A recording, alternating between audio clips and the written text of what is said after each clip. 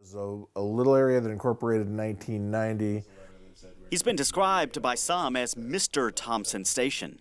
Those trees right up there was where the Union artillery was dug in during the Battle of Thompson Station. Greg Langeliers was the first full-time employee hired by the town of Thompson Station 10 years ago. He's been the town administrator responsible for day-to-day operations and overseeing the arrival of new businesses in this town of not even 3,000 residents. What are you going to miss most about this position, about being part of Thompson Station? Oh, it'll be the people. Langeliers is leaving the town he built to be closer to his ailing father in North Dakota. But he's not leaving for good, at least not yet. Goodbye is one thing. I will be traveling back here on occasion. I'll be spending, of course, the summers in Dakota, but I'll probably spend some of the first winters here. There's some unfinished business to tend to before he heads up north, like the preservation of 104 acres behind Town Hall. So this is what you envision being a park someday? Yes, from here all the way to 840, with a trail that connects to our 28-acre park that's just a block to the south.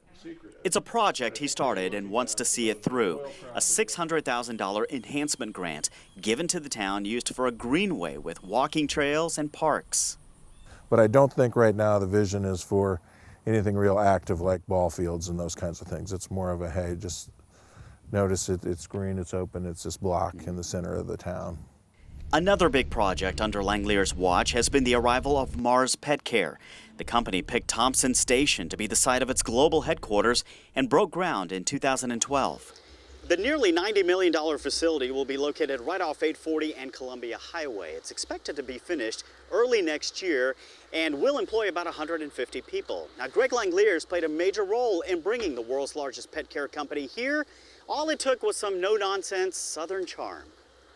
I think part of it is that we went in there and spoke very straightforward and very honestly to them and said, hey, here's where we're at. We'd like you to come down and join us if you think you could. And I think they appreciated, our candor and probably lack of slickness in our salesmanship.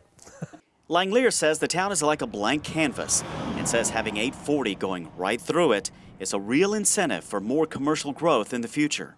I think there's going to be a lot of growth pressure here, and I think to manage that growth in a manner that maintains as much of the character as we can and gets our trail network furthered and our green space parks and open space, further along the comprehensive plans that have been developed for them, I think it'll be a really great place to live and work. A great place to live and work if you can say and spell the name of the town right.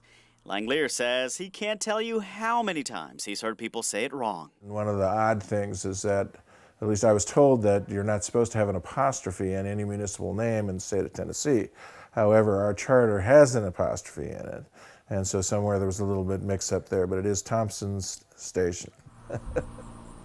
Langeliers will have some input in who the next town administrator will be, and more importantly, he says, he wants to work with the new person for a few weeks before he heads up to North Dakota next year.